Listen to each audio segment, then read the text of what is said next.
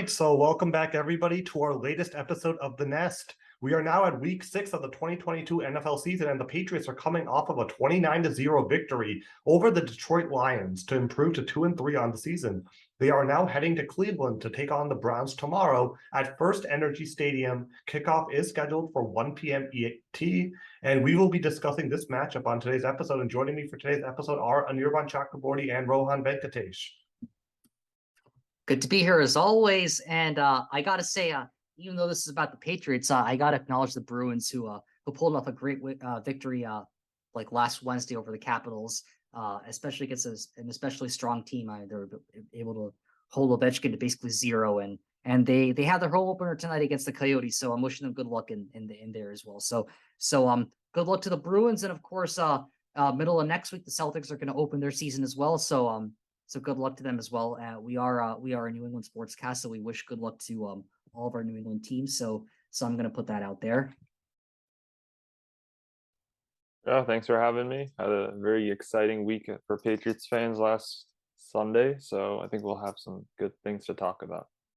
Definitely, yeah. So let's just move on and discuss the win against the Lions last week and kind of transition over to the Browns game as well from there. So what is one thing you saw from the Patriots offense last Sunday that you think that the Patriots can build on?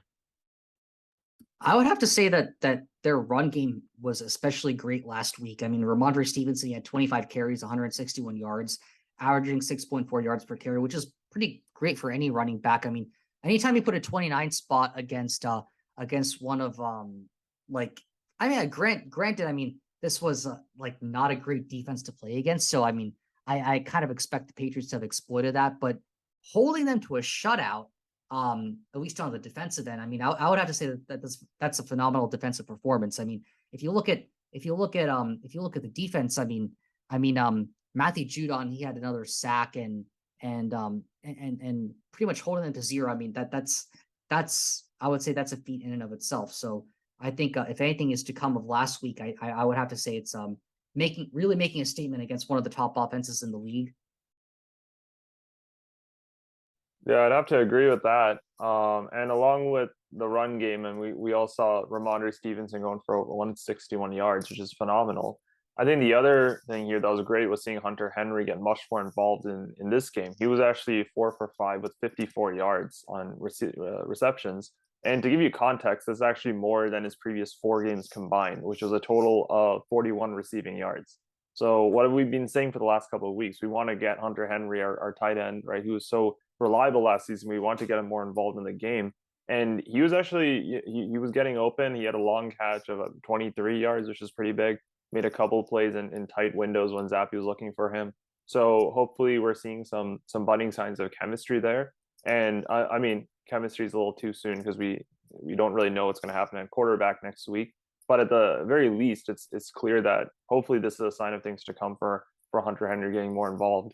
And just a quick point about Rohan's argument, I definitely think it's great that we got the shutout, and I also think it is good that we did show that when we have the opportunity against maybe below average defense, we are able to take advantage of it. Right, the Lions gave up 38 to the Eagles, 27 to the Commanders, 28 to the Vikings, 48 to the Seahawks. So I think being able to put up good points on the board at 29, I think is showing that we at least were able to take advantage of it to some extent. Though it definitely could have been more if we perhaps weren't as limited to field goals to start the game. But I think that's still a good sign that when the opportunity presents itself, we were able to take advantage.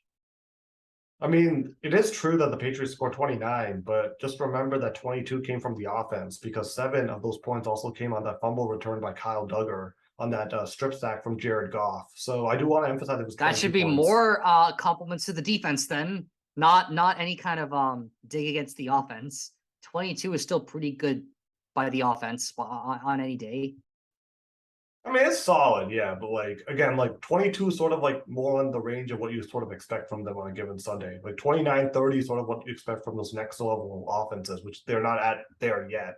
It's sort of like the typical what you can expect from a run-heavy offense, which is what they are. But I do also want to say, I think, yeah, the run game was terrific. Stevenson has been terrific. And unfortunately, Damian Harris is out for the next few weeks, likely with a hamstring injury. He only had 4 carries for 11 yards.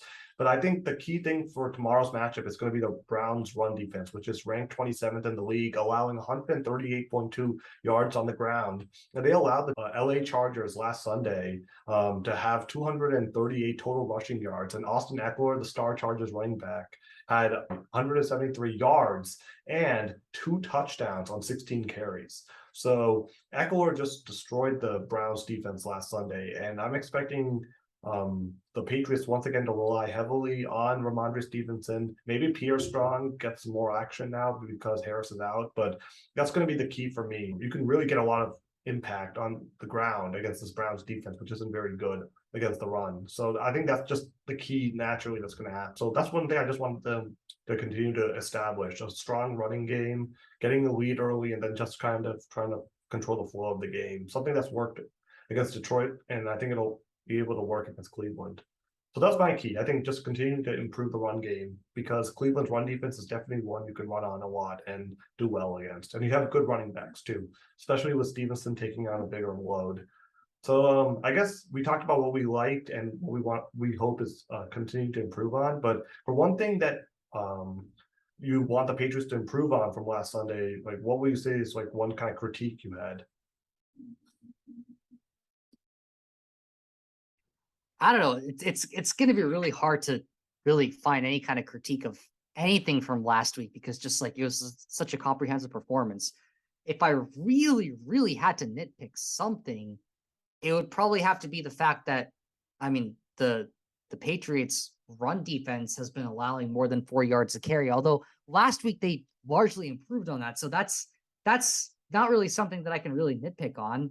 If I really had to find something, and I'm emphasizing this, I mean, it was just such a great game last week. If I really had to find something to really like nitpick the Patriots on, okay, maybe like the fact that Zappy got picked once, he threw an interception. He had a 100 rating. So granted, could it have been better? Sure, but was it still good?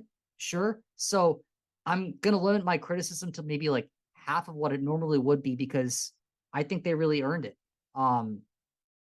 Yeah, you throw a pick, sure, I'll criticize you for that, but really, there's not really much more to not love in the Patriots' performance last week than what we all saw.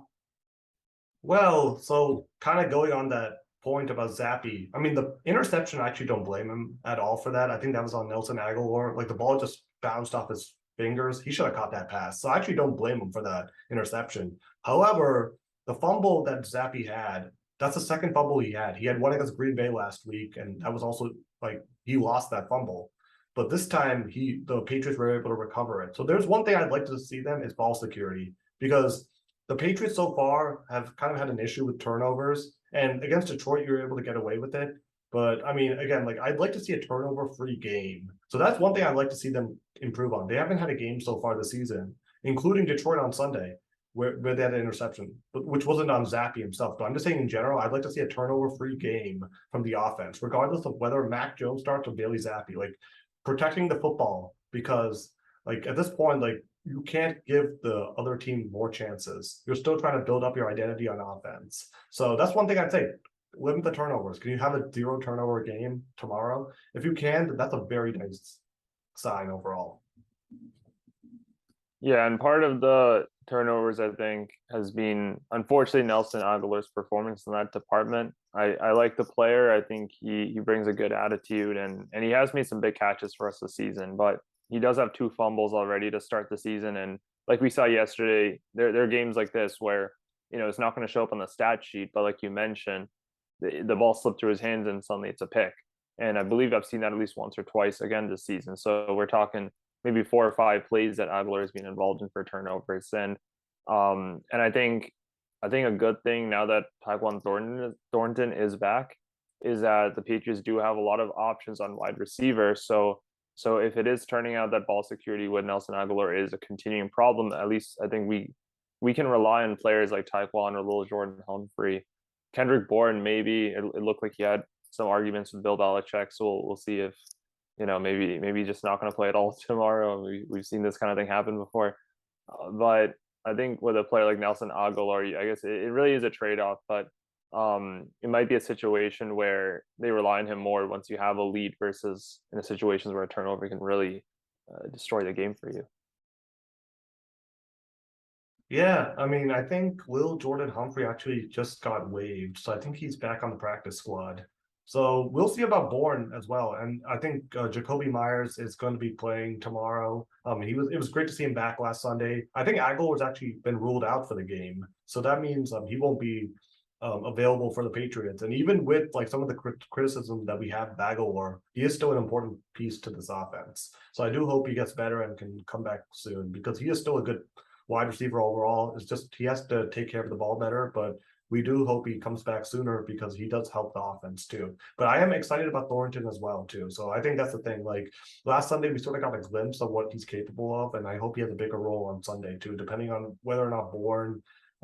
If the situation with Bourne just continues to sort of be in a state where they're not giving him a lot of playing time anymore. So that'll be something interesting to look into.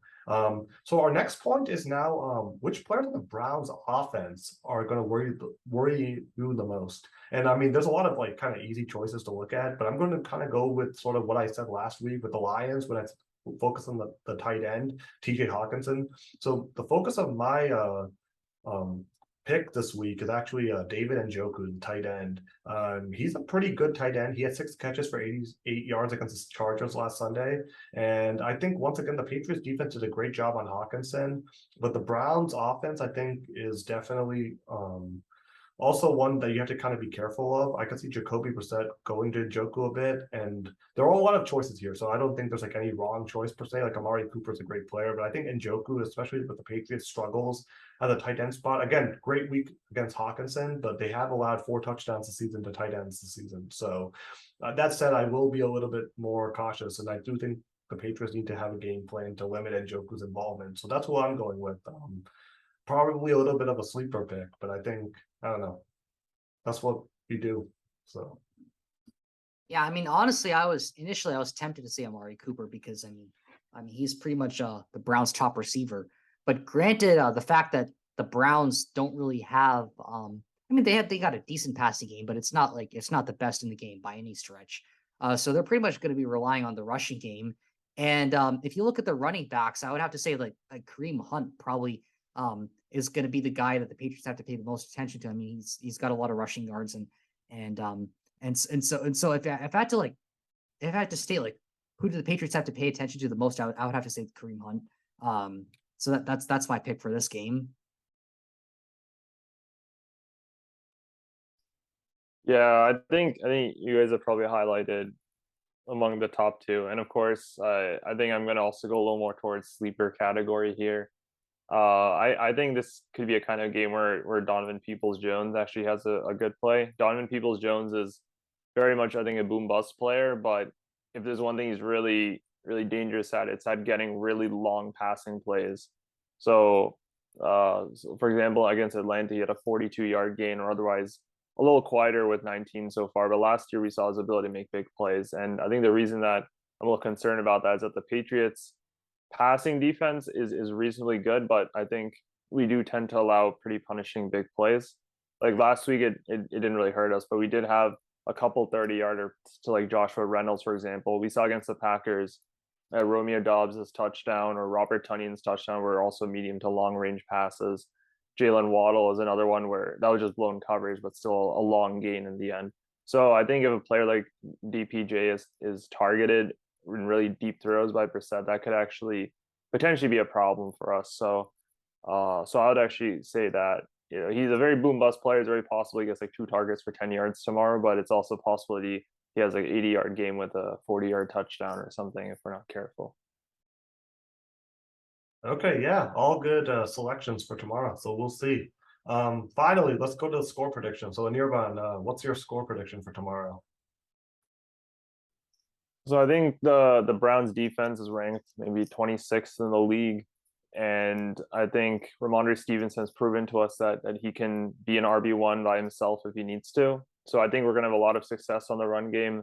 Knowing the Patriots offense is probably going to mean putting up like 21 points or something, 22 points. And I do think it might be a little close. It's definitely gonna be closer than the Lions game, but I see it being 22-14 Patriots to the Browns. And I think Jack Jones and the secondary is gonna have a lot of joy against Jacoby Brissett and Amari Cooper and Njoku. Yeah, man, I gotta somewhat second that opinion, but not entirely. I mean, if you look at like the Vegas betting line, it's the money lines are currently plus 120 for the Patriots, minus 140 for Cleveland. So I guess that would say that Vegas is favoring the Browns in this one. The over under on this one is 43.5, with the Browns favored by 2.5 points or 3 points, depending on which line you're looking at. So if you look at all of that, the average Vegas prediction would be a 23-20 victory by the Browns. Now, putting all that into perspective, I mean, both are 2-3 teams. Patriots have a strong defense.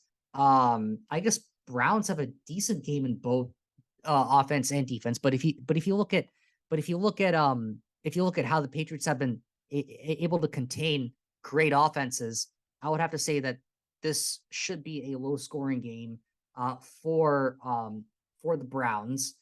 So if you look at it that way, I'm going to say that they're going to hold the Browns to 10, and I think that the offense probably is not going to be able to do much, but I think they're going to be able to do just enough. I think the Patriots are going to put up 17. I say 17-10 Patriots on this one. Okay. So before I give my prediction, I also just want to kind of emphasize that this is like a really big game for the Patriots because right now they are 2-3. But that said, if you look at the division right now, Buffalo is 4-1, and the Jets and Dolphins are both 3-2.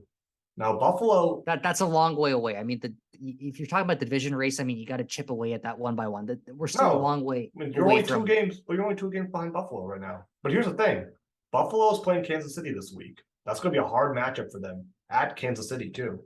So there's a chance Buffalo. Yeah, I think Patrick Mahomes can take down Josh Allen. I'm somewhat confident of that. No, but right now you're at the bottom of the AFC East. What I'm trying to say is, right now Miami and the Jets are both 1 game ahead of you. Now the Jets are playing the Green Bay Packers, and the Dolphins are now starting Skylar Thompson, the rookie quarterback, against the Minnesota Vikings.